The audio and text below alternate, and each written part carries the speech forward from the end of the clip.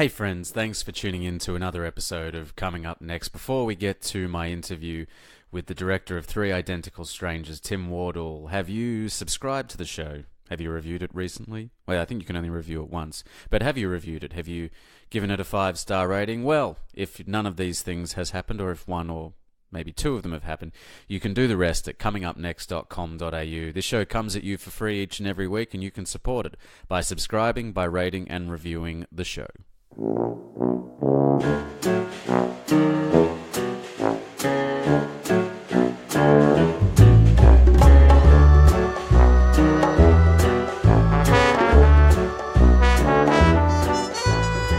What's going on, friends? Welcome to another episode of Coming Up Next, the podcast. A big thank you to Tim Blackwell for coming on the show last week. Tim has an extraordinary story about a career in radio. If you haven't checked it out, comingupnext.com.au is the best place to find it.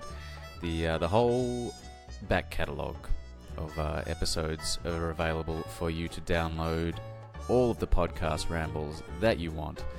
And while you're there, like you heard at the head, you can subscribe, rate, and review the show. There's a little documentary boom that's happening the world over at the moment, and it's kind of, Icarus brought it in, and if you haven't listened to my interview with the editor of Icarus, Christian Klobber, it's available from a few weeks ago. Icarus was, I guess, on the kind of crest, but there are 3 documentaries out at the moment which are really kind of making a huge wave at the US box office. They are, of course, Won't You Be My Neighbor, RBG, and Three Identical Strangers. And this week I have the great pleasure of speaking with the director of Three Identical Strangers, Tim Wardle. Now, Three Identical Strangers is it's an astonishing story. It's about 3 men who make the chance discovery at the age of 19 that they are identical triplets who were separated at birth and adopted to different parents. The trio's joyous reunion in 1980 catapults them to fame, but it also sets off a chain of events that unearths an extraordinary and disturbing secret that goes far beyond their own lives. It's just been released in cinemas in Australia, so if you haven't seen it, I would definitely recommend seeing it. No spoilers in this interview, though, so Tim and I get into it, but it's not going to ruin anything if you do listen on. Tim himself is a BAFTA Nominated documentary director and executive producer at award-winning production company Raw.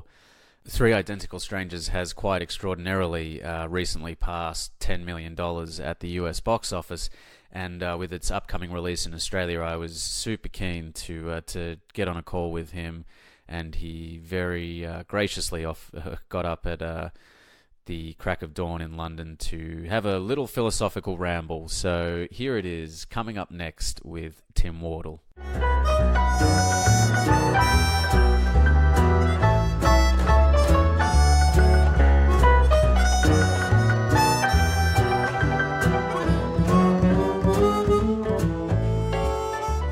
And congratulations as well on all the success of Three Identical Strangers. As someone who is also working in the documentary space, it's been really amazing to see this kind of documentary boom that's happening, particularly in the box office in the States around, a few documentaries that are making waves, including Three Identical Strangers. Yeah, it's been crazy. We didn't think that the film would get into Sundance, and since then it's been just surreal. As you say, docs seem to be having this incredible boom in the US at the moment. 3 of them have made over $10 million at the box office, which for documentaries is pretty unheard of. Yeah, absolutely. And I suppose the life of the film, it's still having its festival life while simultaneously making a lot of money at the box office. People have quite an appetite for, good documentary storytelling right now. I think so. I think that obviously the Netflixes of the world have kind of made that kind of sort of factual storytelling acceptable and available to the masses. And I think that has had some effect. But I also think that the documentaries that have done well this year in the States are ones that aren't just films about issues. They're films about they've got real human stories at their heart, and they've got a lot of emotion in them. And I think that those are the films that have been playing well. Yeah. Looking back over the previous films, documentaries that you've made, and the stories that you seem to have an interest in telling are really kind of grounded in that human interest or kind of psychologically driven stories. Is that something that you've always been interested or fascinated with? I think so. I mean, I really admire filmmakers who make films about issues and kind of social issues in the world. But I've always felt that documentaries should have character and story at its heart to really work. And without that, they kind of lose my interest quite quickly. And you see a lot of films at film festivals, documentary films, they've got a great issue that they're trying to tackle, but there's no story and there's no character, and they lose me pretty quickly. So my past work, I said the other thing that there's a sort of common thread through the work that I've done is I think looking at morality and looking at the grey areas of human behaviour, and when people do when decent people do bad things, what are the implications for them, and the guilt and the repercussions for everyone around them. Yeah, absolutely. And I think the things that people connect to in the story is the character. They're not necessarily, or they may have a particular interest in what the issue is, but it's through the eyes of the character that you're likely to find that emotional investment. Yeah, I hope so. I mean, I think that obviously it's got a very tabloid kind of headline: three brothers separated at birth and reunited when they're 19, and that may get people in, but I hope they'll sort of stay for the character development and the way the story unfolds. The one thing I'm really proud of with this film is the kind of storytelling and the pacing and the way that it peels back layers of the story like an onion kind of thing. And myself and the editor worked really, really hard on that. Yeah, and I think that it shows for sure. It's kind of takes a course that you're certainly not expecting, and there seems to be a really strong development in, I guess, documentaries, broadly speaking, again, in the way that they're presented and the way that they're being cut. Looking at something like Icarus as well, where it appears to be a film about one thing, but actually as it kind of unfolds, it becomes about something else entirely. Absolutely, and those are the documentaries that I love. And my background as a filmmaker was much more kind of observational and kind of verite filmmaker type person. And one of the reasons that I went to the company that made this film, Raw, they made a documentary called The Imposter a few years back, and like Three Identical Strangers, it has elements of kind of dramatic and genre kind of storytelling in the filmmaking, and I really like that. I think documentary is a broad church, and you can combine filmmaking techniques from all kinds of different genres and areas of the craft. So I really think it's important that documentary doesn't just have a one particular way of presenting itself. Is documentary something that you always wanted to be working in, filmmaking something you always wanted to be doing kind of growing up, or is it something that you came to a little bit later? I always wanted to be a director, but I wouldn't say documentary particularly. I mean, I was a kid, I was just obsessed with narrative features, particularly American movies, not necessarily good ones, but kind of genre films. Yeah. And then as I got older, as I started off in the industry, working on a series for Channel 4, is a national broadcaster in the UK, called Coming Up, which had all these new drama directors, and I was just like an assistant kind of thing. But they had people like Andrea Arnold, who has made things like Red Road and American Honey, and it just sort of opened my eyes to what was possible. And then after that, I kind of fell into documentaries, and I love docs, and I've made some of my best friends in documentaries, and it's taught me a lot about filmmaking. But I always wanted to sort of try and combine elements of drama and elements of sort of more traditional documentary making. Right. And that's kind of converged, I suppose, with Three Identical Strangers. I think so. I mean, what Three Identical Strangers has, as I say, is a kind of surplus almost of story.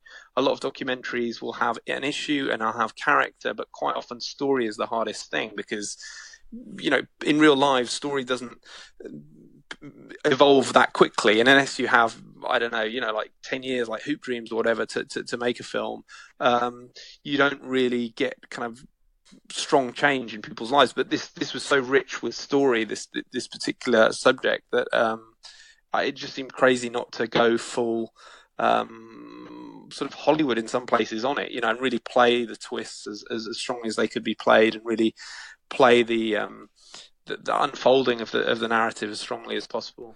Do you remember what the first thing that you ever made was as a young filmmaker, or someone maybe just messing around as a kid? I mean, I made a terrible short film silent drama in college about a mermaid, which is catastrophically bad. I haven't watched it for about 20 years.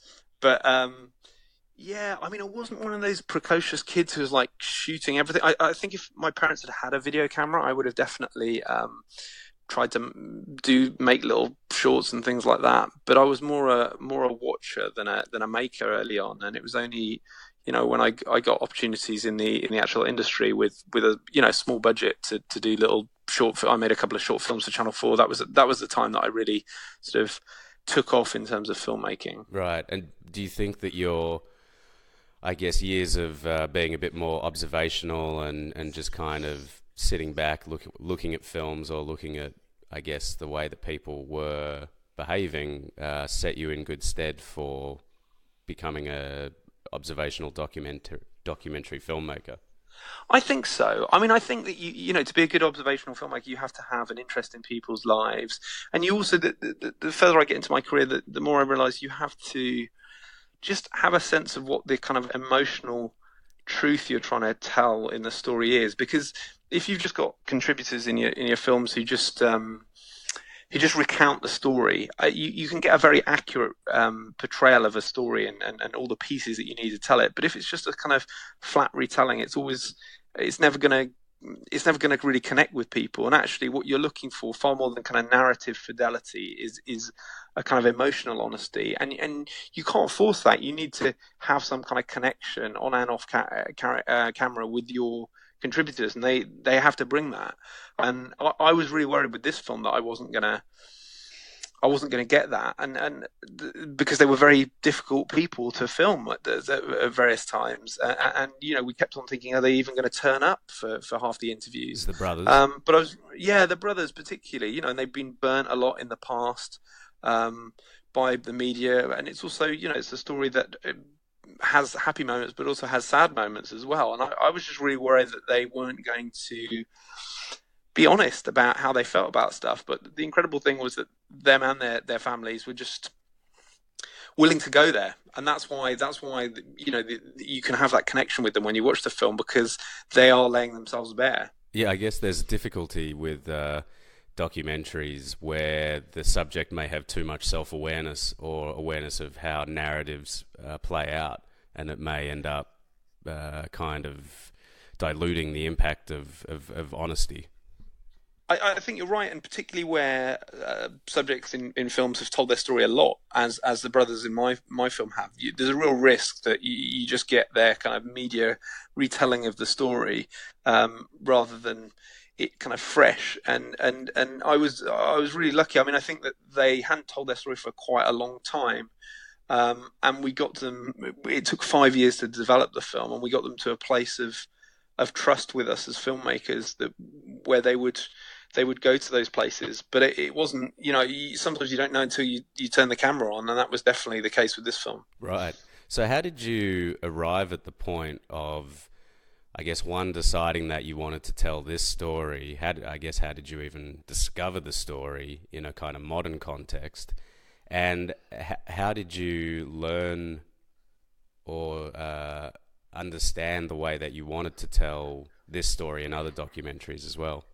Well, I think I always wanted to make a feature-length film that would play in cinemas and people would go and pay money and go and sit in the dark and watch it. And I spent a lot of my career kind of waiting for that, the story that was right to do that with. And as well as being a director, I worked a lot in development in the TV industry in the UK. So I was head of development for the BBC and various independent production companies, including Raw. And that job basically means you're a kind of ideas guy. You sit in the office, people pitch you ideas, you kind of work out which are the strongest ideas to take to broadcasters and try and get funded. And you get very jaded doing that job. I'd seen hundreds of ideas. You're so cynical. You're like, oh, I've seen that one before. And then one day this producer brought in a kernel of a story, just a rough outline of the brothers and these three identical triplets separated at birth and reunited at the age of 19. And instantly I was like, I've never seen anything like this before. This is the single greatest documentary story I've ever come across, probably narrative story even. And instantly I was like, we have to get this commissioned. And at the back of my head already, it was like, I have to direct this. But it wasn't a straight journey to doing that. As I say, it took about 4 years to get off the ground in terms of funding, but also winning the brothers round and getting them on side and all the main contributors. But then also, I was definitely never going to be the first choice to direct this. I mean, a film like this, budget over $1 million, they would initially, there were much bigger documentary names than me considered. But in the 4 years that it took to get it off the ground, I slowly kind of made myself indispensable to the project, to the point where I couldn't really be kicked off it, to be honest. It was a bit sneaky. And then they how'd you manage to do that? They gave me a shot just by, if you're the center person for all this information, the contributors know you, the story inside out. It's a very complicated story going over like 60 years. I knew that inside out. I was involved in getting the funding together. It just becomes, there's a point where you're the obvious sort of choice, or at least one of the obvious choices. And I just got myself to that position. So what year was it exactly that the idea was first brought to you in that office? It was 2012, midway through 2012. And 2017 before we were in production. Wow. And then it debuted start of 2018. So I mean, it's properly, I got engaged, married, and had a child in the space it took me to get the time it took me to get the film off the ground. It's pretty incredible, I guess, going back to what's happening with documentaries at the moment. It feels in a sense almost like this is where documentaries are sitting right now, is kind of where indie film in the early 90s was sitting, where there's that kind of blood, sweat and tears to get something up, but there's a real opportunity and possibility for people who have good storytelling. Yeah, I mean, I'd love to think that's the case. I mean, it's a huge privilege as someone who's only ever had stuff go out on television before, to watch an audience sit in a room, particularly people who don't really know the story, and watch them kind of discover it and go through all the emotions that the characters in it went through as they experienced them for the first time. And I think it's interesting with documentaries. I think it may be some kind of reaction against the big Hollywood tentpole movies. I mean, I love the Marvel comic universe and all those kind of films, but there isn't much there isn't much in between. You've either got that or you've got kind of, I guess, really arty little films, and I guess these kind of documentaries are combining the kind of storytelling ambition of those big, very slick Hollywood films with real life, and I think that's quite an intoxicating combination. And I think people are hungry for stuff that feels real and feels intimate, but is also entertaining. And I think it's very interesting that docs have cut through are like that. And there's a real snobbishness in the documentary world about, there's a certain way that documentaries should be told, and that you shouldn't use pop music, and that you shouldn't have flashbacks or whatever.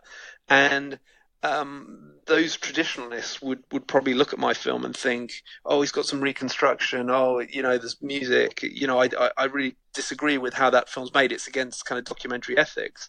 But I think it's really important for documentary to attract a wide audience, or the widest possible audience, that it has to embrace storytelling techniques that have been refined through decades of and centuries of drama.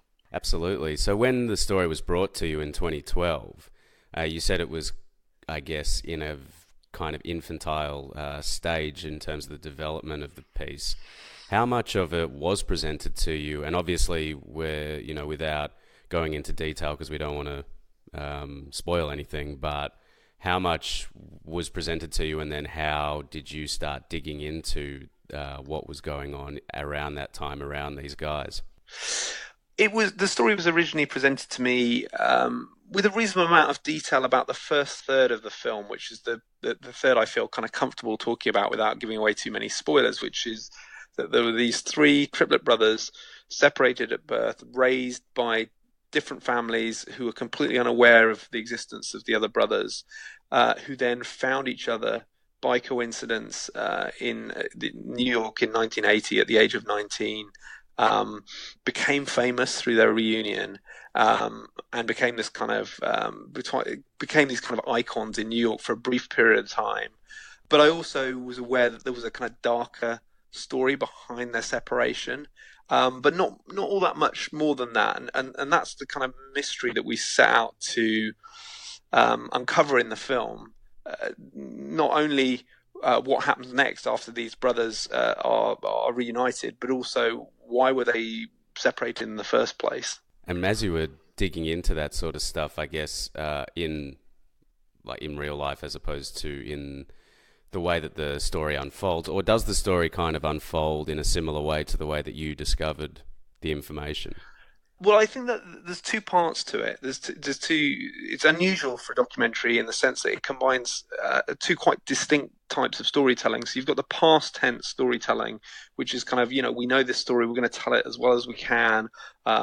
There's, we'll use interview, archive, reconstruction, and we'll really craft that. And then you have the kind of present day story, what we call actuality, sort of observational filmmaking, where you're just following things as they happen. Those are two quite distinct styles of filmmaking. And actually, one of the biggest challenges was to get those two bits to work together. There's a moment in the film where the characters in interview suddenly stand up and walk out of the interview, and that was really important as a moment of kind of almost decompression between these two very different styles. But in terms of what we knew, we knew the backstory pretty well, although I still, when interviewing people, discovered more and more details about it. But in terms of the present day stuff moving forward, we have no idea where that was going. And actually, that was a huge challenge. That was one of the reasons it took 4 years to get the funding, was that people kept saying to me, well, what's the third act of the film? And I would say, well, it's a documentary. We don't, sometimes you don't know where things are going. Here are some ideas about where it may end. But certainly some of the things we discovered and some of the events that happened were not at all what we expected when we started the film. Yeah, right. And how did you go about getting the brothers on side and building a rapport with them, and then going after some of the people who were around at the time who comment on it or who give information that kind of furthers the story? Getting the brothers on side was the single biggest challenge to getting the film off the ground. They were very reticent. When they'd had their brief moment of fame in the media spotlight, a lot of people had promised them things. I will make a movie out of your life and all this kind of stuff. And I think that they were just very jaded and not very trusting of people. And when you see the full extent of what's happened to them in their lives, you kind of get a sense of why they might find it hard to trust people. And that just winning them round was kind of a process, really. Spending time on the ground with them, speaking to them on the phone, slowly building up their trust. I think the fact that we were British people making the film actually helped, because there was a sort of slight curiosity factor, like, why are these people from London interested in our story? Slightly disarming. It's slightly disarming, and you can ask as a foreigner. It's really good actually as being an outsider quite often in documentary because you can ask really dumb questions that if you were American, they'd be like, "Why are you asking me that? We all know this." For example, like the different areas in the film. Quite a lot of players made of the different areas that they grow up in. One's middle class, one's upper class, one's kind of blue collar working class, and if you're an American filmmaker, that would just be assumed knowledge. They just say, well, everyone knows it. They wouldn't have even mentioned it. But with me, they felt they had to explain it, which was really helpful because that's what an audience needs, that kind of stuff explained. But as you said, the other people that were important were those kind of ancillary characters, I think quite often overlooked in documentary making, the secondary supporting cast who kind of are able to embellish and give perspective on story, and they were crucial. We didn't know any of them when we started the process 5 years ago, and they really kind of elevate the film a lot. And also the people who are involved in the brothers' separation. We had no idea any of them would talk. There's a lot of secrecy still around the separation, and a lot of real reticence to talk. So getting them on side as well was a huge kind of coup for us. But it took time, and we were lucky that we had the time to win the trust. And actually, probably once we sat down to film with them, the fact that we spent so long earning their trust was actually a really good thing. If we just rushed into it and started filming them straight away, I don't think they would have trusted us anywhere near as much as they did. Yeah, I guess you can only build that sort of rapport over a long period of time. I think so. I mean, I think trust is central to documentary making. You're put in such a position of power as a director. That and most people realize that once you have the power to edit someone, you can make them say pretty much anything if you wanted. And so trust is really key to making sure that that people feel comfortable giving you that power, and time is the biggest factor in earning trust. Yeah. You mentioned earlier that you kind of had a surplus almost of story threads, I guess, to dig into with something like this. How did you decide which threads you were going to include in the piece when the film sort of was coming together? It was really tough to decide which story threads to include and which to cut out. I mean, as I said, there is I see it as a surplus of stories. Almost, some people said there's almost too much information in there, and that was a really conscious choice. I would rather have a film that's kind of bursting with ideas and plot lines than one which just doesn't have enough, which is something I see a lot in documentary. There was a lot of pressure on us to, at various points, to make it into a series, like a short series on Netflix or whatever. And it could absolutely have sustained that. But I was like, I'd rather have a really kind of rocking 90-minute film where there's just so many different story ideas and themes and going on than stretch something out as far as it can possibly go. Which is interesting. I think on Netflix, actually, you're seeing now increasingly, rather than having 8-part series, they're making them 3 or 4 because they realize that stories are being stretched perhaps a bit further than they can legitimately go. In terms of working out which ones to follow, I think it's a sort of an instinctive thing. I mean, what we had was the overarching kind of story of the brothers and their families that we always knew that was the main kind of story arc, and that was the focus. But then we also have this thematic arc, which is this idea of nature versus nurture, which is the central kind of thematic idea of the film. That was also playing out across the 90 minutes as well. We knew we wanted to move from one end of the spectrum to the other in terms of that. So it was just a case of like interweaving those and making sure that everything spoke to those two ideas, one narrative, one thematic. And if they didn't, then you have to be brutal and you have to just lose it. And there's a lot we lost that, I was gutted to lose. Yeah, when you come to rolling cameras in 2017, having, I guess, already had the idea in an incubation for, 4.5 years or something, I could imagine that you had a vision of how it was going to go, and then the way that it did it in practical terms was probably quite different. Yeah, I mean, what what I've learned from documentary making, I think, is that having a plan is a really, really good idea. The more prep you do, the smoother things go. But you also have to be completely open to the story going in new and unexpected ways. I see films sometimes and I can see that the directors had a specific idea of the story they want to tell, and they're determined to do that regardless of where it should actually go. And so it's that combination. There's a famous documentary saying, I can't remember who said it, but that if you end up with the film you set out to make, you're not doing it right. And I think that's good. I think that's true. That's absolutely true. Yeah, definitely. And was there anything, or what were the things that sort of were coming up, if you can say specifically, when you started interviewing the brothers, or as you started rolling camera, that made things, take a left or a right turn that you may not have foreseen? There's a range of stuff. I mean, there's the big stuff, like people we didn't think would talk, or we didn't even know about their existence. Like there's an older lady who kind of appears right at the halfway point of the film, and sort of sheds a lot of light on what has gone on, and we didn't even know of her existence when we started the film.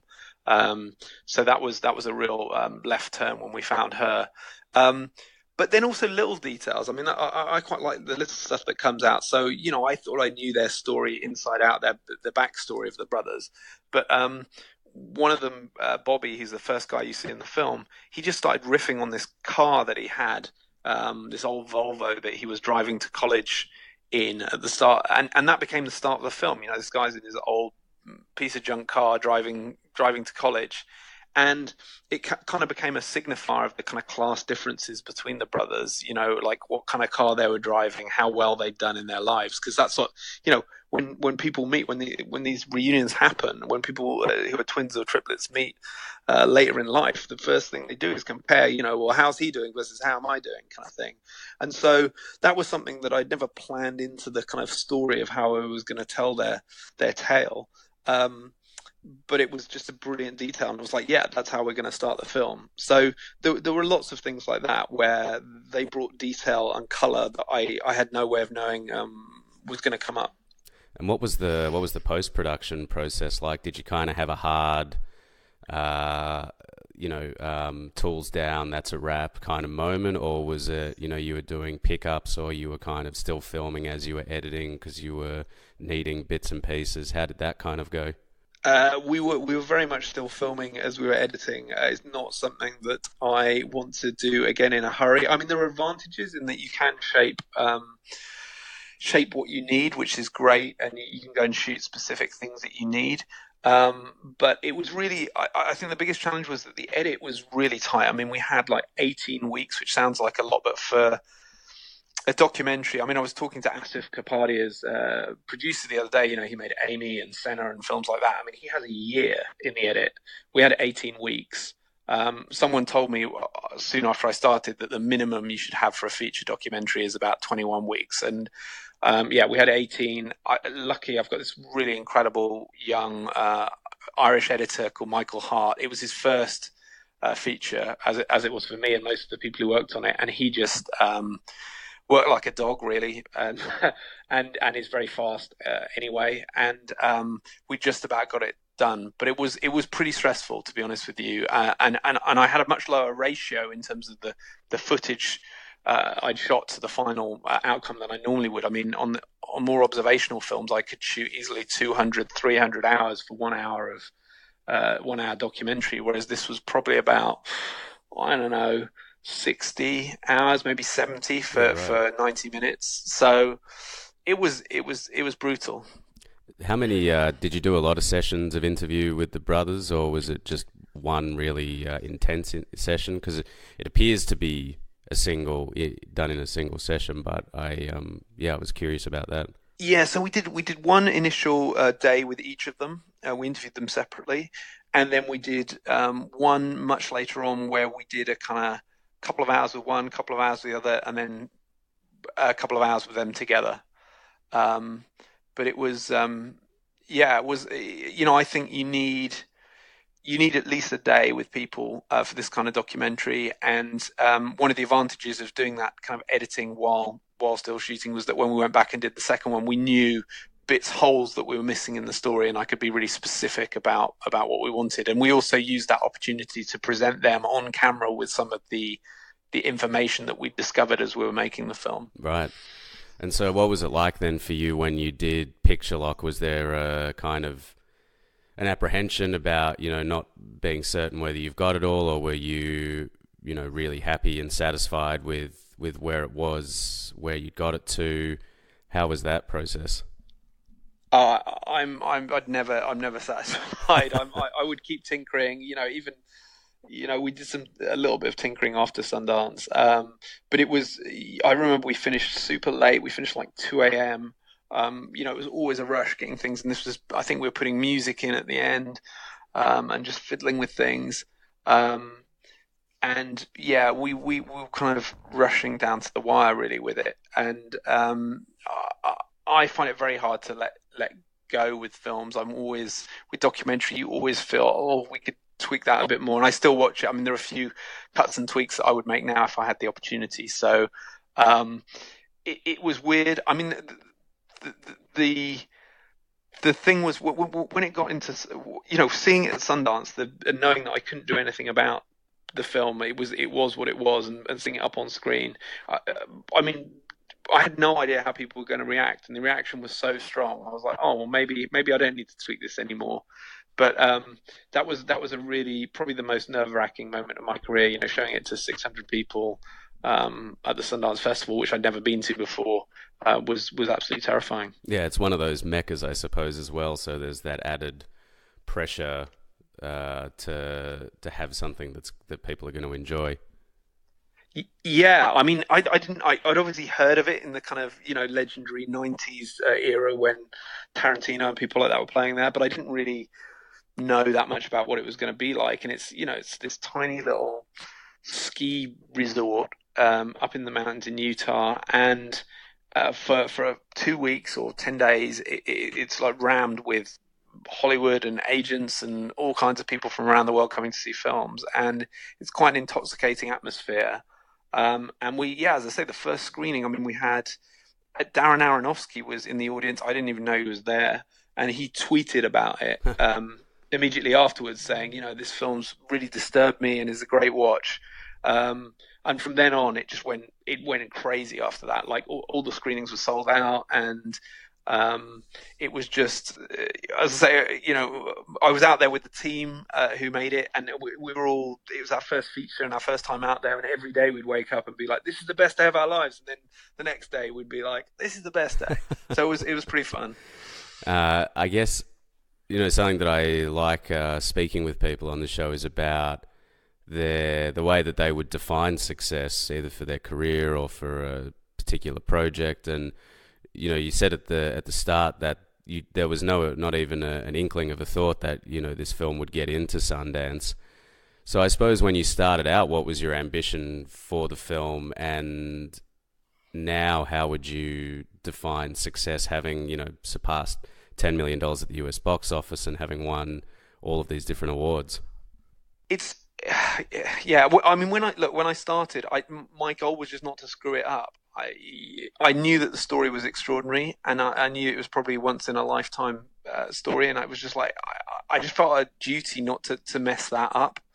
And it kind of just evolved from there. I mean, that's the thing about success. Your scale, it just slides, and it's horrible actually, because you're always looking for the next thing. So like, oh, it does well at Sundance. Wow, that's great. And then is the film going to be picked up? And then the film's been picked up by a distributor. Amazing. Oh, how's it going to do at the box office? Oh, it's made $10 million. Well, that's incredible. So what's next? Is it going to win awards? And it's very easy to fall into that trap of just always looking for the next thing. And I'm like one of the worst people for that.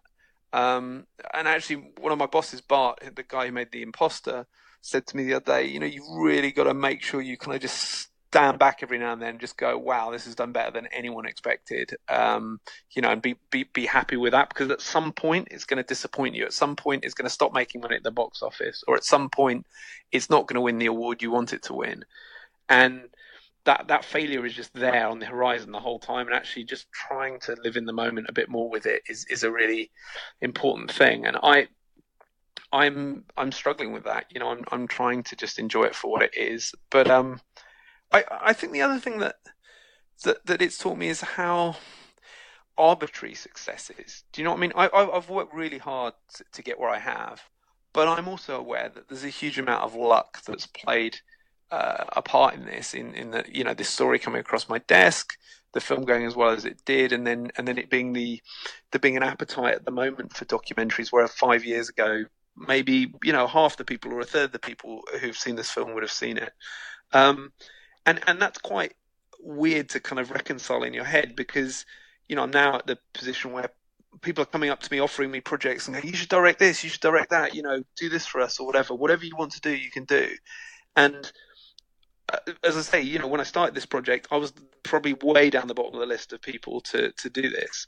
And it's quite it kind of plays with your head a bit, because you're just like, I'm exactly the same person I was before, but no one would give me a chance then, and everyone will give me a chance now. And you kind of realize it makes me feel very differently about people who come into the company I work at and kind of really passionate and pitch their ideas. I try and be a bit more open to them, even if they have very little experience, because that kind of the success of this film has taught me how kind of arbitrary that whole definition of who's good enough to make something is. The whole kind of meritocracy, I guess, of the film institution, particularly, I think, from the inside of a big machine, is filling a quota of names in inverted commas. Yeah, I mean, I think the whole media industry works very much on compartmentalizing things and being it's risk averse. When money is involved in creativity, people are risk averse, and they want something that they can at least, if it all goes wrong, they can say, well, we hired this person because they've done this, and it's kind of, they're justifying their choices. And I understand that, and it's important, and people's track records are important. I just think, for me, seeing the kind of seismic difference in how I'm perceived now versus how I was before this film is quite kind of shocking in some ways, because I always believed in myself, but no one would give me the opportunity, and now lots of people will give me an opportunity, and it's just strange, to be in that position. I'm very thankful I am, but I'm also thinking, oh God, I wish someone had given me this opportunity maybe 15 years ago. I think I still could have made a really good film then. Yeah, but I suppose, like you say, there's a certain element of luck that comes with it all, and then I suppose it's what you do with that position, and how you do evolve your career. Definitely. I mean, I think you got to take the breaks you get. Absolutely. But if there are people listening to this thinking, I'm really, I've got this great idea for a film or a book or whatever. It's like, I just think the fact that you haven't been given the opportunity that you feel you deserve doesn't mean that you aren't capable of doing something that will be really successful. I mean, I think that's what I've learned. You can start thinking, well, I'm not being given these opportunities. Maybe I'm just not good enough. Maybe there's this kind of different breed of people who are like really good at stuff, and I'm not one of them. And that, what my experience has taught me is just that, it is about opportunity and luck. And, hopefully if you keep plugging away, you get the opportunities. Yeah, there's certainly no accounting for that hard work and I guess determination, to kind of couple with talent and self-belief. Yeah, absolutely. I mean, I've worked incredibly hard, and most people in this industry that I've come across who've been successful have done that. But then there are people I know who work incredibly hard and haven't been fortunate as I have to have opportunities like with this film. And it's kind of like, realizing that there is an element that's outside of your control, and you have to kind of reconcile yourself to that. I think when you're a filmmaker, I think also, look, the development side of things that I've done. This film was helpful. This film is not just about the success of this film for me wasn't just about me being a decent director or whatever. It was that I'd done all this development of ideas, so I knew what would work as a film, and I had a very clear idea about what films would be were interesting and what subjects were interesting. So when I saw this, I was like, I absolutely knew, because I've done it for so long, this is an idea that stands above all others. And I think that was helpful. And I think the more you're exposed to kind of ideas and developing ideas as a filmmaker, the better, because you get a sense of that side. You get a sense of that side of the business, and about really kind of working out which ideas are worth pursuing and which aren't. Totally. And so, is there anything on the horizon for you now, or are you still riding this train? There are a few things. I'm really interested in trying to do a fully scripted project. As I mentioned to you, that's where I kind of started off, and I'm really keen to do that, but also open to kind of documentary projects as well, and finding it. I think I've reconciled myself to the fact that I'm probably not going to find a real life story quite as extraordinary as this one, but I'm definitely interested in seeing what other projects are out there. Amazing. Well, thanks so much for jumping on the call at the crack of dawn in London. I end all of my conversations with the same question, Tim. The question is, what makes you silly? What makes me silly? Oh my God, that is left field. The thing that can really make me silly is my son. I've got a 3-year-old son who was born during the making of this film and shaped some of the narrative in the film. If you go and see it, you'll understand what I'm talking about. But he can get me to behave in ways that are just completely ridiculous, and I kind of lose my sense of myself. And every now and then I'll catch myself, or someone will have photographed it or shot some video of it, and I'll be like, what was I doing? All sense of kind of self and self-respect and decency have kind of gone out the window. I just find myself performing like a clown for him. Right. Is there anything specifically that you do that he enjoys? I mean, it's like whatever will make him laugh. So if it involves me kind of throwing food at myself, or like dancing ridiculously, or like, I don't know, stripping off, whatever it is that makes me laugh, I'll do it. So yeah, you kind of find yourself, occasionally you kind of catch yourself and go, how have I ended up in this position where I would humiliate myself like this for another person? But that's kind of, I guess, the joy of having kids, or one of the good things about having kids. Great. Thank you so much, Tim. No problems. Good to talk to you.